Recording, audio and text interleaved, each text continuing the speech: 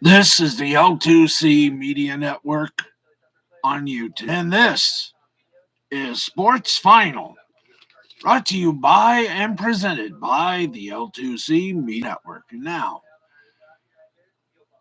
from the Tom O'Neill Studios in the Red Round Sports Desk, here's the latest sports news and scores.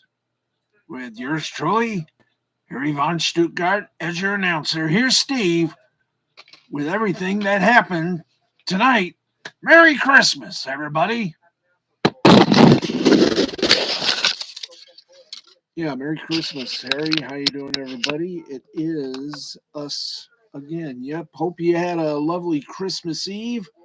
We did. We took a hint from the other sports folks and sporting um, uh, and other little sports things, and we too took our Christmas our Christmas Eve break. But we're back. I'm just hoping some sports are back. Hockey has taken a little siesta again.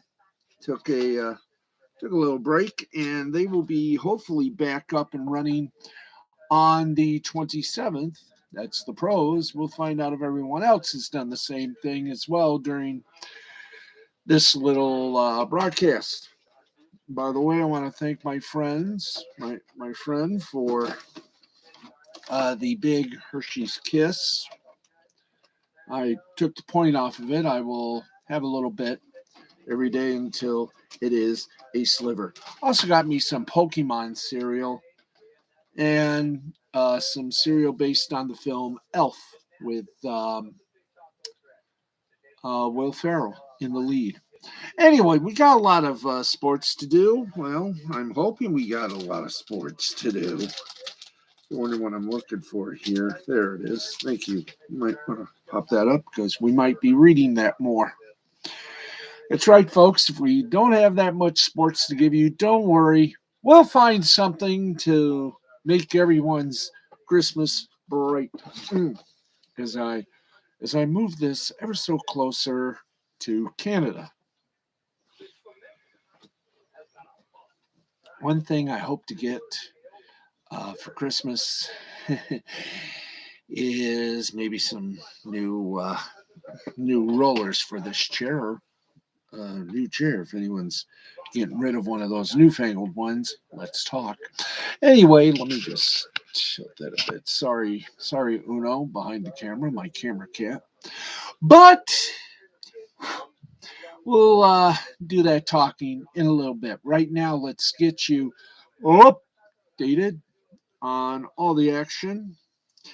And we had a Christmas Day fiesta of football. In fact, I know we promised you many times a top five, and we seldom, if ever, have time to do that. But hey, we're sorry if our top five and our little Tuesday night quarterbacks haven't been well done or even aired. But as they say, time is inherent.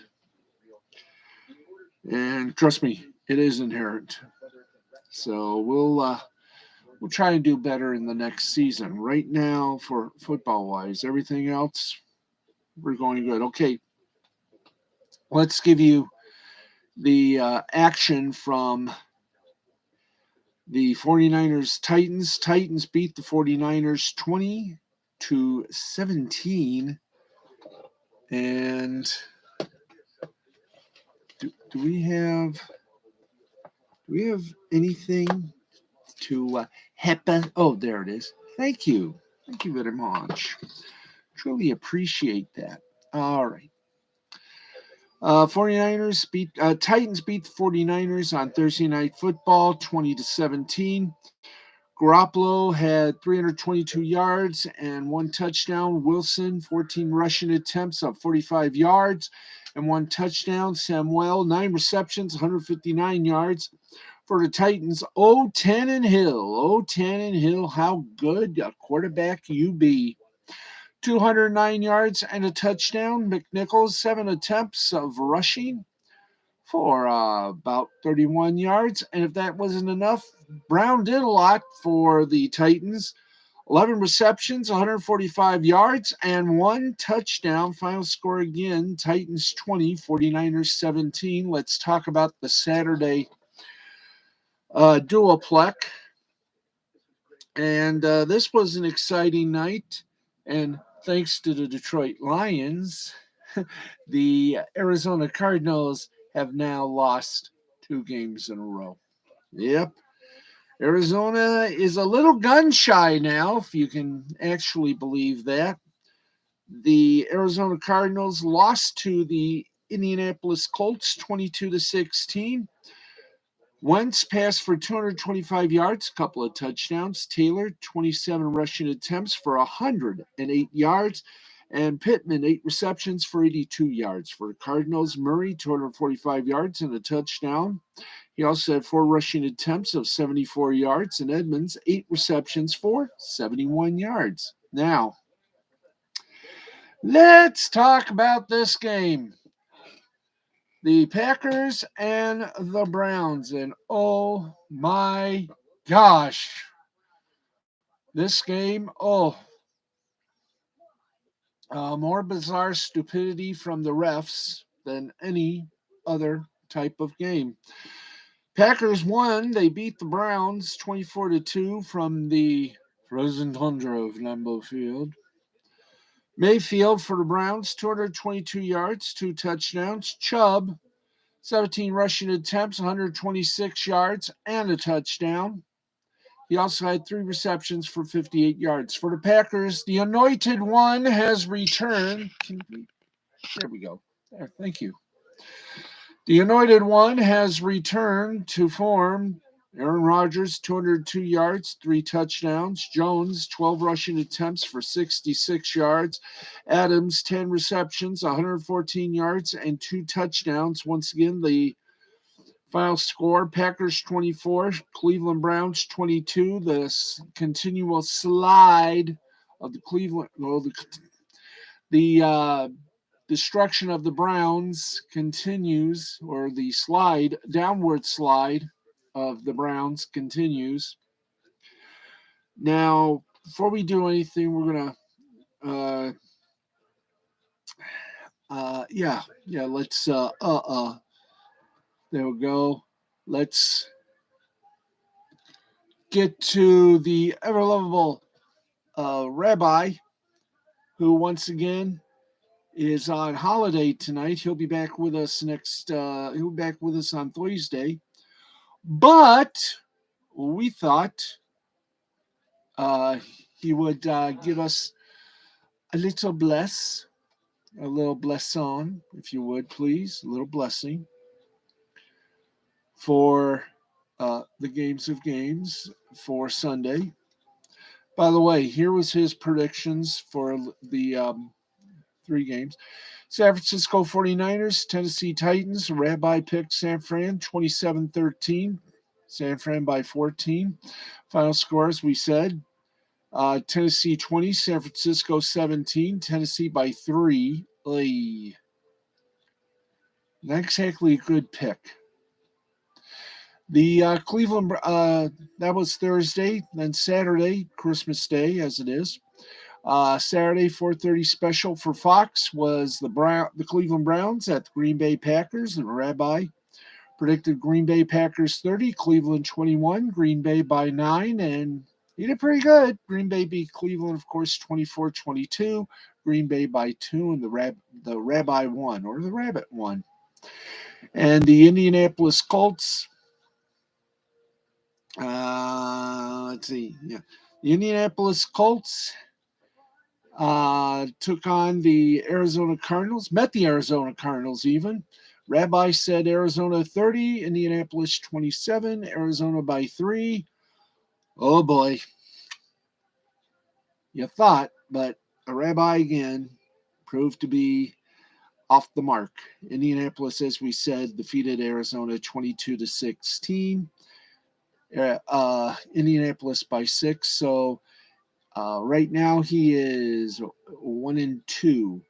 Let's hope he can bounce back with the Sunday games. And he has he graciously has given us the games du jour, as they say. So let us give them to you.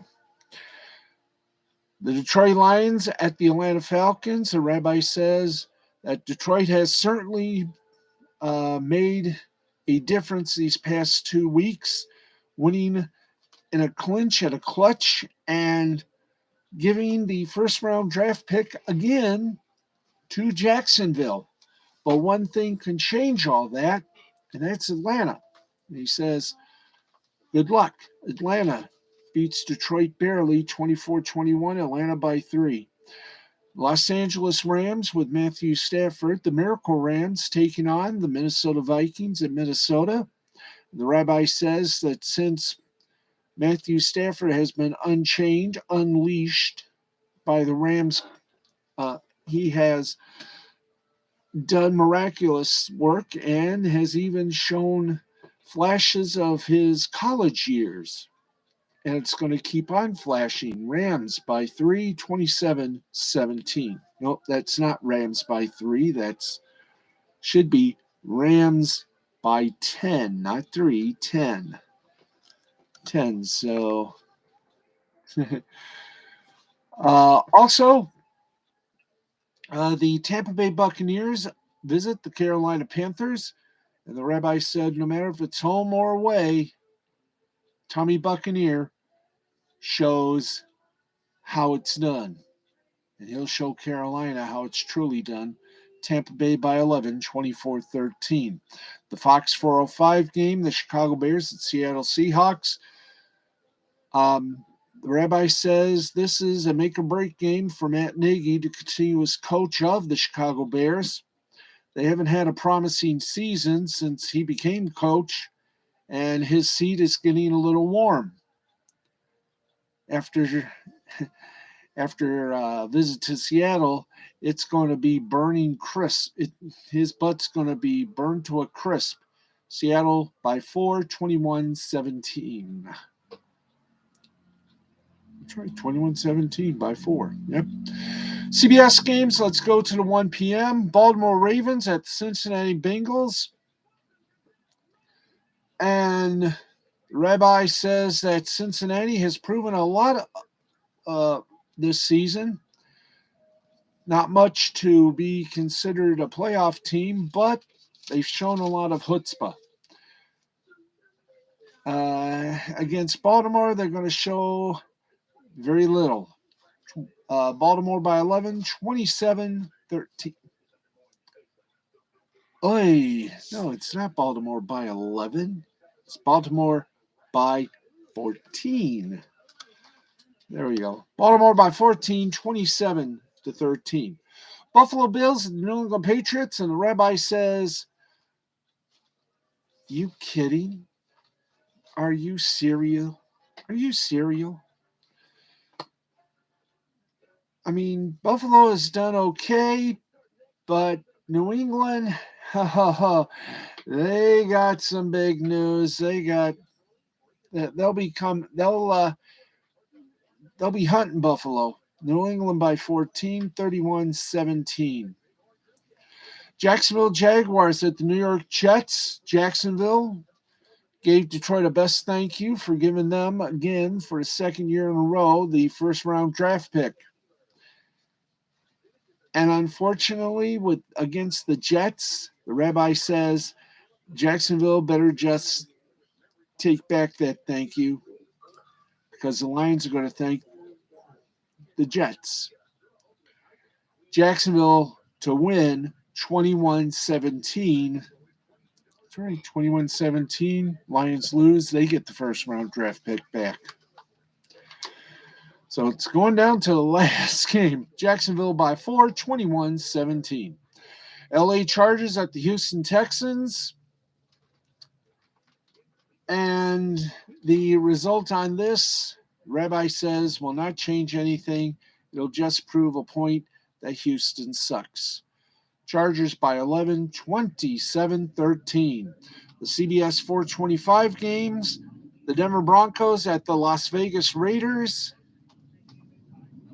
And what can you say about Vegas? That hasn't been said before, except not this time. They'll roll the dice. They'll crap out. Denver by 11, 27-16. Broncos resurgent. Pittsburgh Steelers at the Kansas City Chiefs. Pittsburgh's playoff hopes lie in this game.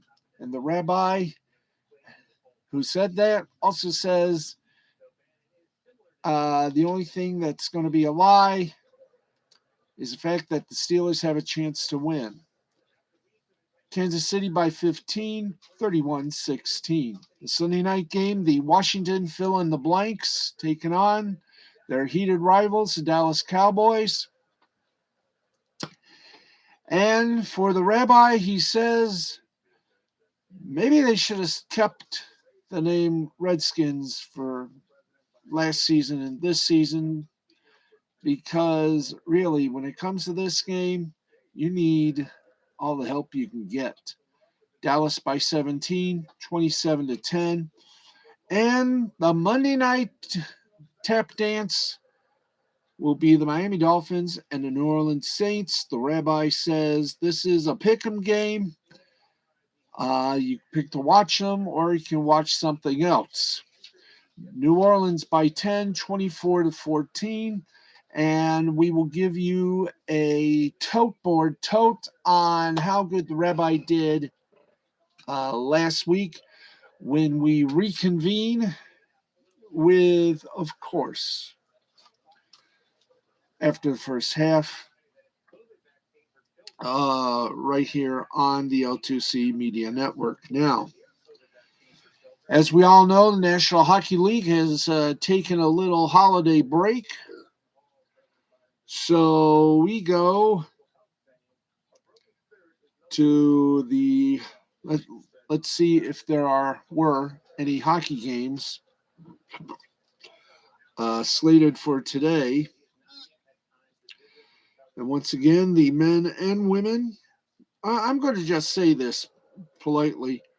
No hockey, either pro or collegiate, have been scheduled. So right now we're going to see if there's any games that were slated for our favorite minor league consents. If not, we're going to be reading. And I guess we can finally say it. All of hockey took Christmas off and Christmas Eve.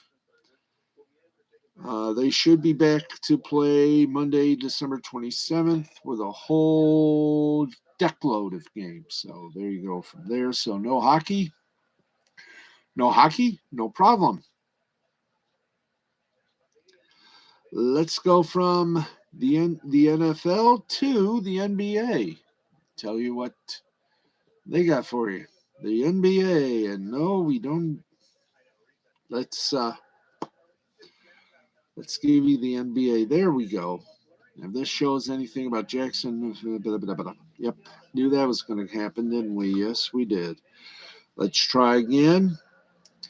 And let's try again, boys. Try again. There we go. This should help us. No, it don't. Okay, let's hit that button one more time. Hit that button. NBA. We're back. If anyone's in the control room right now, boys,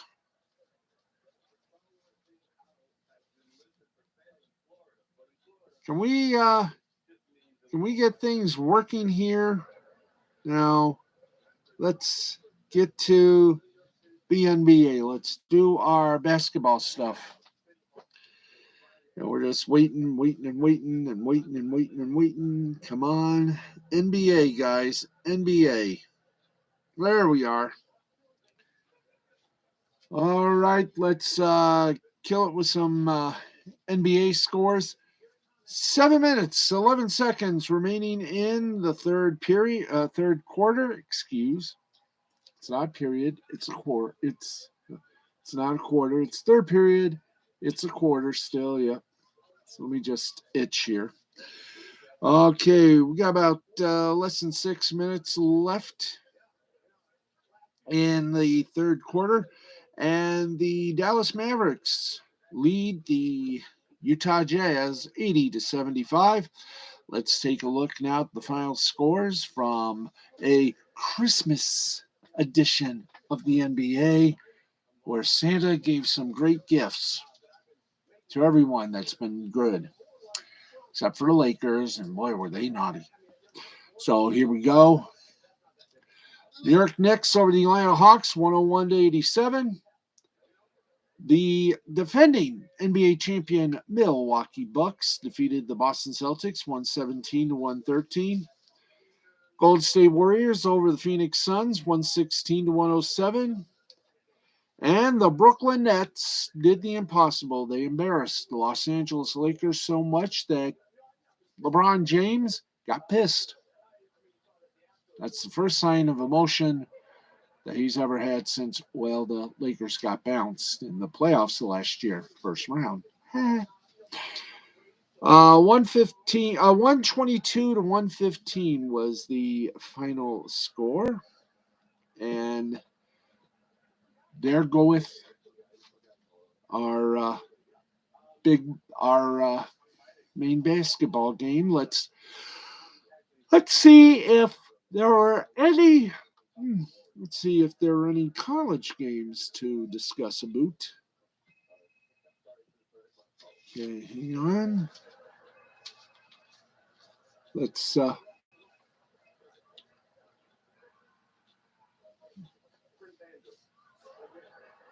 here we go. Yes.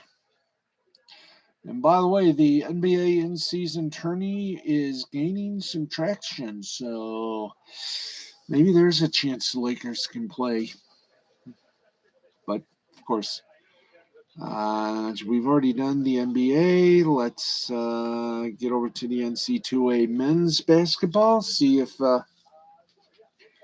anyone hits it and kicks it. So here we go. Well, no games. No games Saturday. Gee. Oh yeah, it's because of Christmas, so their games were boned, but they will be back on the. Let's check her out. How about Sunday? No games on this date. Okay, so the NCAA college basketball season resumes Monday, the 27th, and we will make sure that we'll make sure of that. Ho ho ho! Just make sure. Let's see. No games until the 27th. Yep. So the colleges are off on that time. Let's now take you over to. Ha ha ha. Let's get you now to the G League. Yes, G League time.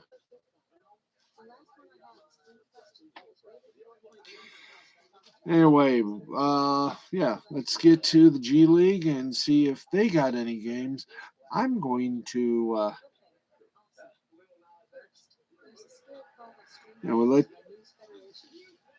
let's get down the levels here. Nope. Well, that best. Well, hello. Yep. So the G League is off until the 27th. Hey, Dandelion Duff. Hey, Dandelion Fluff. How are you, sweets? Thank you. Merry Christmas, Schnookums. Well, Merry Christmas to you, sweets. Merry Christmas to you. It's going to be a Merry Christmas, I'll tell you that. Let me just pop Alexis here. Yeah. I got this for Christmas. I got a big kiss. There you go. There you go. Big old Hershey's kiss. So that was a Christmas gift. And one more time there. Pop. Pop. Okay. No pop there. Pooh. Okay. Yeah. Boy, I'm going to be tap dancing. Nah, not really. We got some headlines. We're going to give you a little headline or two here, or three or four.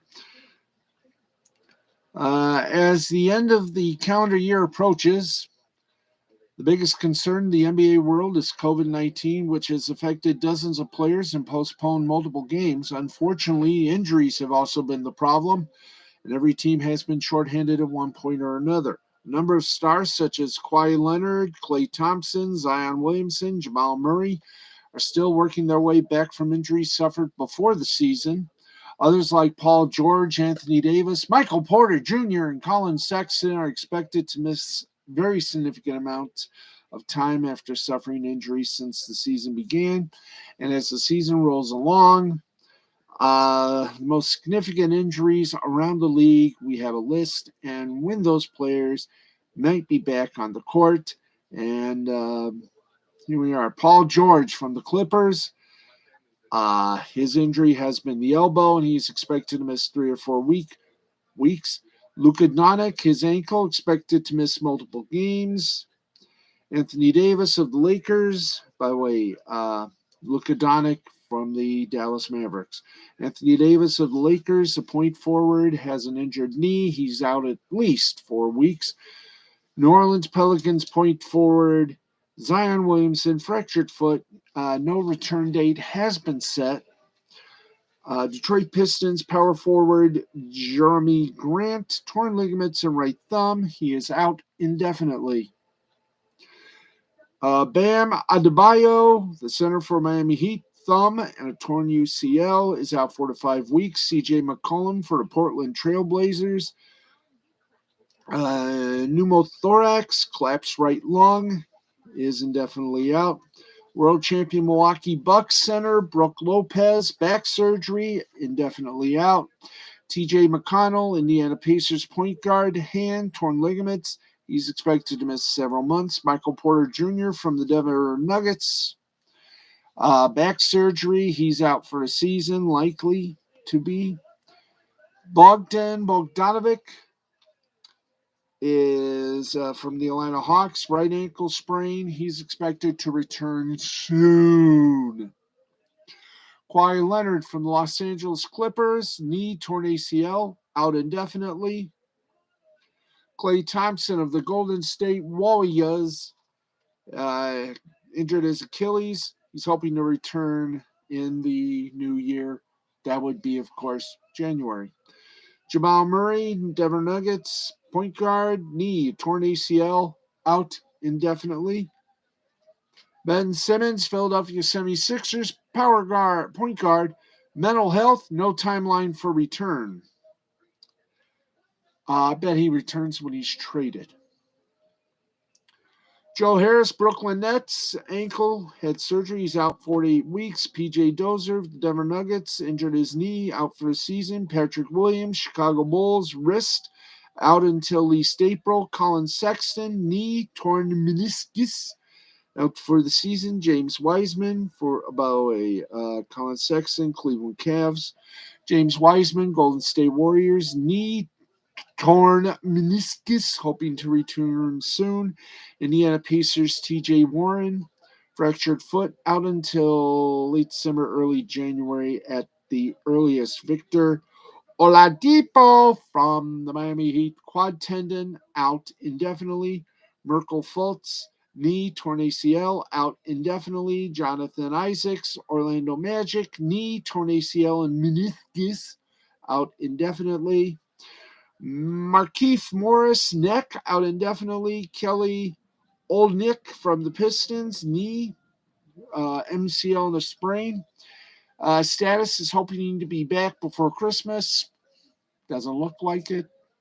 DeAndre Hunter of the Atlanta Hawks, wrist, tendon, out 8 weeks. Zach Collins from San Antonio Spurs, ankle, had surgery, out until after Christmas, so he might return.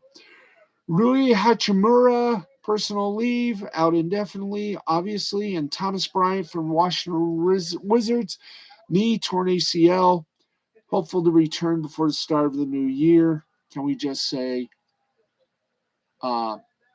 return doubtful?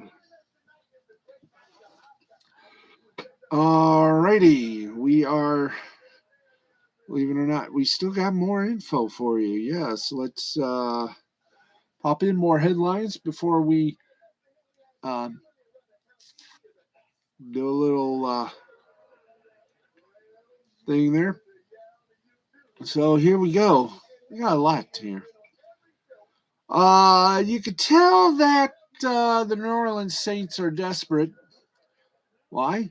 Well, because Drew Brees and Philip Rivers will forever be connected thanks to their past with the LA Chargers, but heading to week 16, they're connected yet again, this time by the New Orleans Saints. Having found themselves in a quarterback crunch due to COVID-19's outbreak with the Omicron um, derivative, uh, within the organization that forced 9 players on the reserve COVID-19 list, including Taysom Hill, Trevor Seaman, and with Jameis Winston out on season-ending injury reserve. The plan is to now award rookie 4th-round pick Ian Book the opportunity to battle the red-hot Miami Dolphins.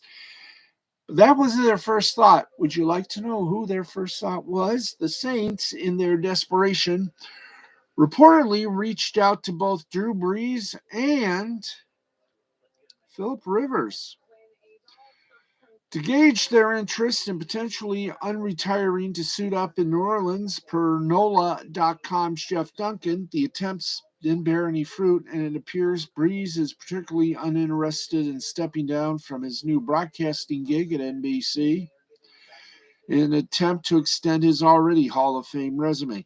Brees reportedly replied to the Saints, albeit respectfully, by sending a picture of himself golfing per WWL TV's Nick Underhill in New Orleans.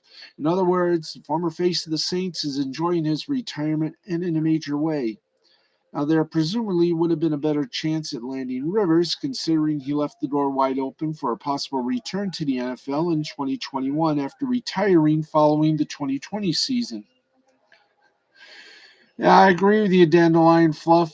I'm surprised, too. I got so much sports to still cover, so many cancellations and postponements. I'm lucky the sports world took yesterday off. I wish they extended it to today, but we all know sports is a business. Indianapolis Colts opted to move on from him and instead trade with the Eagles to reunite Carson Wentz with Frank Reich. And it's unclear if Rivers has changed his mind and closed the door entirely, or if he simply isn't interested in what the Saints might have offered him. Either way, the results stay the same. It'll be Book getting his first NFL start on Sunday with Blake Bortles signed to play backup as the Saints 7-7 try to keep their razor thin hopes of playoffs alive against a 7-7 Dolphins team that's trying to do the exact same thing. Okay, let's keep going. Let's see. Now we've already done most of these reports. Okay, let's get you another thing here. We go and do this. We say this. You better believe the Kansas City Chiefs are hoping for not one, but 2 Christmas miracles ahead of their Week 16 battle with the slowly dying Pittsburgh Steelers. Their 2 most lethal weapons, Tyreek Hill and Travis Kelce, were both moved to the team's reserve COVID-19 list recently, putting their availability against Steelers in very real jeopardy. But they did receive news on Saturday. Hill was reportedly able to clear league protocol and will suit up on Sunday, per the NFL Network's Ian Rappaport. Verdict still remains out on Kelce. He'll undergo several more tests heading into and on Sunday, according to multiple reports, with the goal of joining Hill in clearing protocol. But the Chiefs may not wait to pull the trigger on the official transaction regarding Kelce. The NFL Network is reporting that the organization plans to activate the 7-time Pro Bowl tight end on Saturday from the reserve COVID-19 list, despite not yet having cleared protocol, in the event he clears on Sunday. Read that sentence as many times as you must in order for it to make sense. In other words, if he doesn't clear protocol, he won't play against the Steelers, regardless of his designation, and that would mean the Chiefs are risking an active roster spot on game day by rolling the dice on Kelce's status.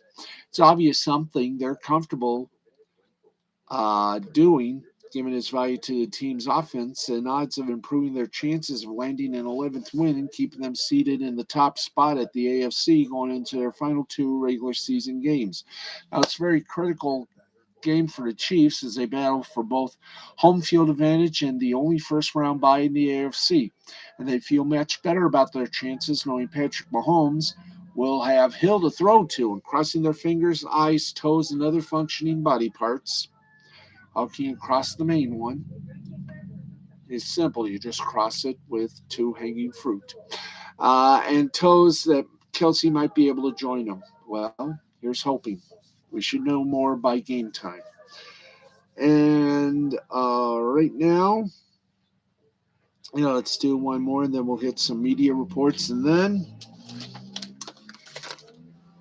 we will read part 3 of X-Farce Reloaded, another Comicsgate independent person, an enhanced copy of a parody of the best-selling comic of all time. And yes, friends, Comicsgate, once again, proof positive, folks, that they're doing better. Anyway, better than the mainstream. Okay, we'll put you aside over here, so you'll ring it right there.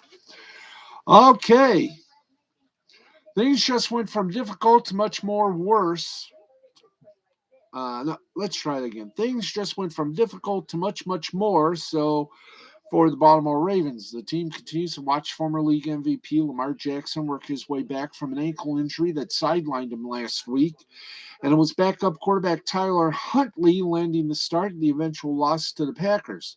Huntley was expected to line up under center for a second consecutive start this week when the Ravens visit the Cincinnati Bengals, but he's been moved to the team's reserve COVID list on Christmas Day. Jackson, who hadn't practiced in 2 weeks, had a shot at potentially being the emergency backup, considering Josh Johnson is now the only healthy QB on the roster. But the Ravens will no longer give that consideration and have announced Jackson is ruled out and will not travel with the team to Cincinnati. Huntley missed practice on Christmas Eve with an illness that was initially reported by the NFL Network as non-COVID related, but one day later, the Ravens removed him from the active roster due to COVID and are forced to pivot at the quarterback position. Only they didn't immediately know in which direction they'd go, but they do now. It's Johnson on Sunday. And although the Ravens suffered a 3rd consecutive loss last week to fall to 8-6 on the season, Huntley played well and put them in position to upset the Packers, victimized by the inability of the Ravens defense to stop Rodgers on an eventual game-winning drive. And, of course, there was the controversial decision by head coach John Harbaugh to attempt a 2-point conversion to end a game in regulation versus risking overtime, failing to convert it in that situation for a second time this season. Entered 35-year-old Johnson, who entered the league as a 5th-round pick, the Tampa Bay Bucks, in 2008. He has since spent time with a list of teams that include both the NFL, the UFL, and the XFL, carrying an NFL career record of just 1-7. Johnson takes field against the Bengals in what is essentially a must-win for both teams, and will be asked to prevent a 4-game losing streak in the wake of both COVID and a rash of injuries to star players in Baltimore. The Ravens have signed, however, Kenji Bahar to the practice squad per the Ravens official website and plan to activate him as quarterback number 2 on Sunday. Good luck to all. Okay, let's give you a little media delight if we can. Come on. Thank you. Boop, boop. And here we go. Okay, let's get this one here. How about this for a little media conscruement as we make sure. Here we go. College coaches and commissioners complain about media influence on their sports, and ESPN and ESPN's influence in particular. It's a long-established tradition. However, it's a little more interesting than usual to have some of those criticisms coming from inside the ESPN building. That's the case with what former Notre Dame women's basketball coach Muffet McGraw, um, now an ACC network, which is owned and operated by ESPN analysts, said to Jessica Smetana and Kate Fagan on their Middle Arc Media, founded by ex-ESPNers Dan Le Batard and John Skipper. Podcast Wednesday, a write-up from FoxNews.com's Ryan Gados. Quote, Muffin McGraw said, quote, UConn has done great things. They've won way more than anybody else except Tennessee. What they've done has been amazing. I think people measure their team by them. When we joined the Big East, we were like, we want to get to where they are. That's what we want to be. We're trying to emulate them. But I think it goes over the top with ESPN. That is Connecticut's network. Notre Dame has NBC. Connecticut has ESPN. That is absolutely complete bias there. I think there's an incredible bias with their players. If you recruit a kid and she's ranked 35th in the country, she signs with UConn. The next time the poll comes out, she's 18th. End quote.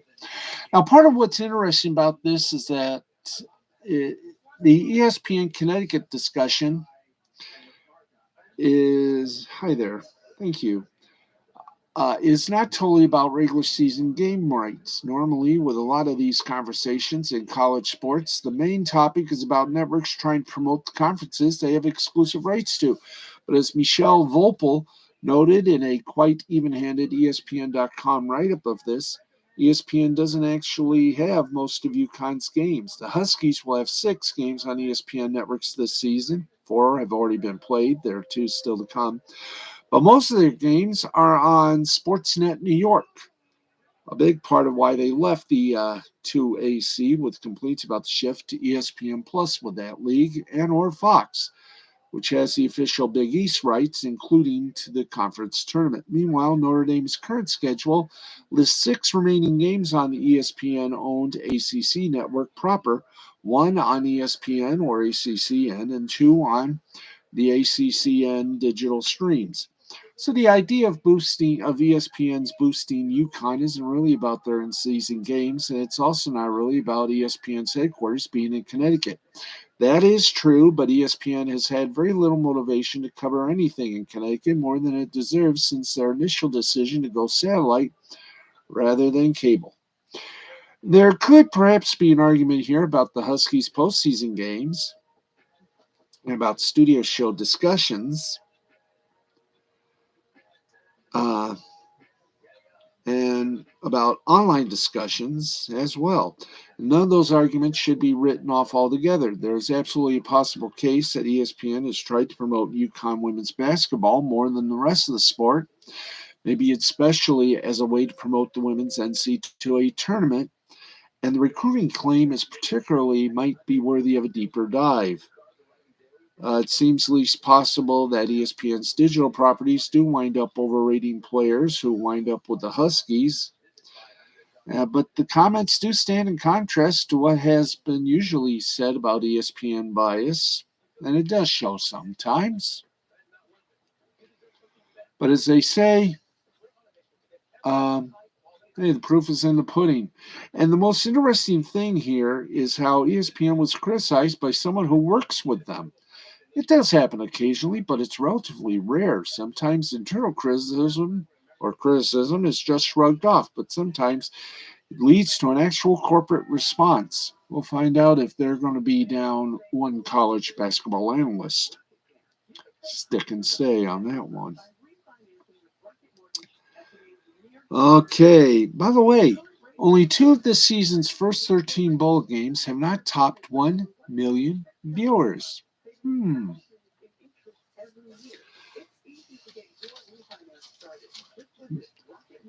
Interesting thought. Okay, well, yes, very interesting thought. Let's get you some other sports here. And believe it or not, there were other sports. We'll just have to find out if there were any today. Okay, well, we only got one soccer league that is reporting anything, so I have a feeling uh, we're going to be tap dance a little bit. In the Turkish Super League, Kasimpasa over Altay 2-0. Galatasaray over Antalyaspor 2-0. Hatay Spor over Greenspor 1-0. And Trabzonspor over Istanbul, not Constantinople, goose egg tie. Okay, dare we? Yeah, why not? We'll get to the live sport and then we'll get to the proper reading. Ooh, this is going to be fun. Let's get over to the 25th. And we'll just see what we got here. Okay, not much there, so here we go. We do a live reading, folks, of X-Farce Reloaded. And let's see where we stinkily let off here. Okay. Part 3 of X-Farce Reloaded. No, take this. The unfunny ex-cons meet the infringers in Mission Antarctica. We find the unfunny ex-cons en route to the barren frozen land of Antarctica in their supersonic stealth jet, the Blackhead. Yo, Professor X, I'm having a hard time finding a landing spot in this blizzard. My radar's shot. Just do your best, beastie boy. Unable to see clearly in the Arctic storm, and with his control malfunctions, Hank MC puts the blackhead abruptly down. Oops, that didn't sound good. I think I busted a move. Hey. What the? Something huge just landed on top of our super expensive infringer's squinty jet. Tony, did you feel that? Tony Starch, where are you? Yes, I felt it, Admiral America. I was in my room ironing, man. Don't fret, I have State Farm full collision insurance. Actually, I own State Farm Insurance, Allstate, and the one with the cute little green lizard. We're in good hands. Who's there? Hey, Bubbles. It's Tangerine of the X-Cows. No, excuse me. It's Tangerine of the X-Cons. Sorry we trapped you. I'm coming in with my Bananateum enhanced straw claws. Shink. This might take a while. Bananateum is super soft unless it's frozen. Oh. By Odin's food-riddled beard, what is that awful scratching noise? Sorry to wake you, Bjorn, god of Bjorn, god of blunder. We had a little fender bender. I felt it deep within my perfectly chiseled bones, I did. Alas, this blinding snowstorm still rages. 'Tis as white as my brother Loki coming out of a sauna.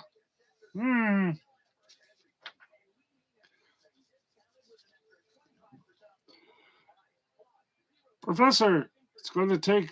there we go. It's going to take Loganberry forever to cut through that. Here, let me use my ocular laser beam. Dumb cuffs. Not a bad idea. Everyone, watch out for the ricochet. Oops, forgot about newly polished titanium fuselage. Doc! Hey, I'm working here. Is everyone all right? Yeah, well, I'm chill, pro. I'm still here with my titanium claws intact, but they're clogged now. Has anyone a spare pipe cleaner? Geez, I'm really sorry, guys. Snow cone, molasses? The front door is suddenly really, really wet. It smells like burning caramel. Oh no, I actually killed Snow Cone and Molasses. Soon Admiral America, Ironing Man, and Bjor are joined in the cockpit by Infringer members Fission, the Salmon Android, and his partner, the Scarlet Wrench. Maybe I can help. After all, my father was Mr. Goodwrench, and my mother was Samantha from the 1960s sitcom Bewitched. What say you, my beloved Fission? Bloop. Confound it. My enormous wrench head is too big for these plain rivets. This is a job better suited for my sister Socket. Wouldn't you agree, Fission? Bloop. Hang on, I think I made a scratch on the floor. No, that's just a strand of Beastie Boys' loose fur. Never mind. Bjor, where's your muddy hammer? Could get us out of this mess. Oh, Admiral, it would be. If I only not. If. Aye, Admiral, it would if only I had not left it at Jane's house. Um, I'm back with my Arctic Ironing Man suit. I can try to steam the rivets loose, but first I need lots of water. Where to find some?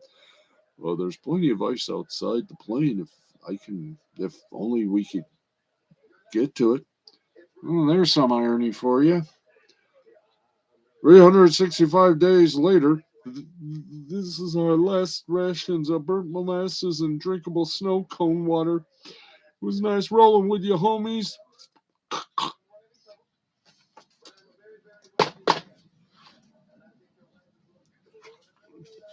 Oh, it's just there.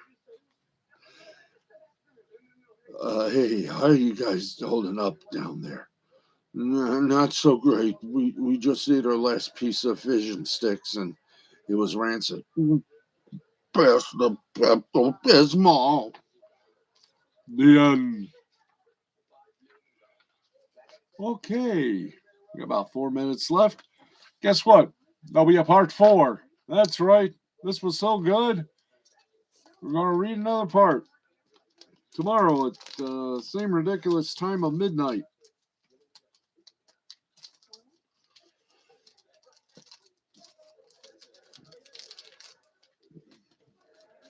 Now, let's see if we can do this properly.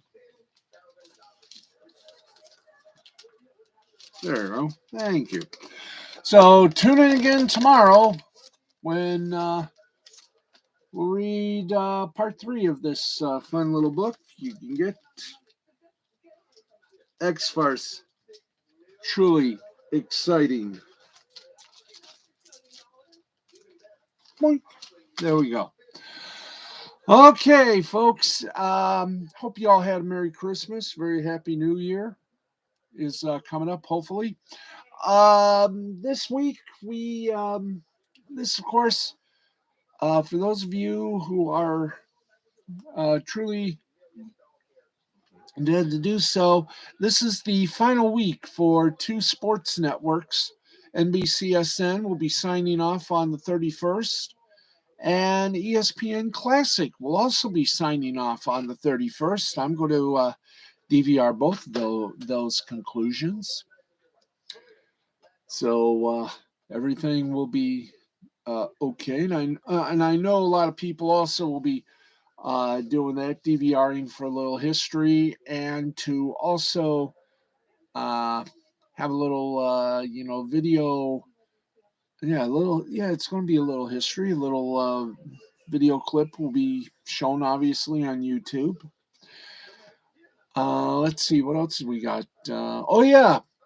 Hopefully tomorrow night we will have a podcast, 2 of them on Spreaker.com, Last Call Cafe, and Wrestle Anime Hut Sunday. We go live to tape at 11 till midnight, which is 11 o'clock for Last Call Cafe, 11:30 for Wrestle Anime Hut. And don't forget, Monday we reveal on my Facebook page the promo for our New Year's Schlock and Eve show that we do every December 31st. Me, Jay, Matt, along with some of our good folks. I think this year we're sending, because of COVID reasoning, we will be sending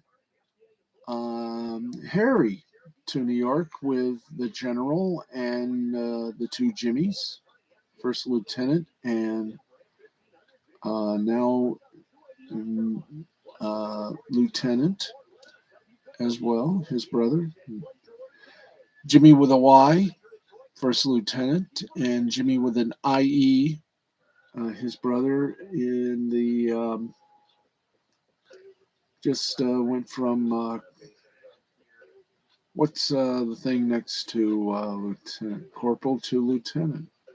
So there to yeah, I think he's still corporal, but I think he's now corporal lieutenant.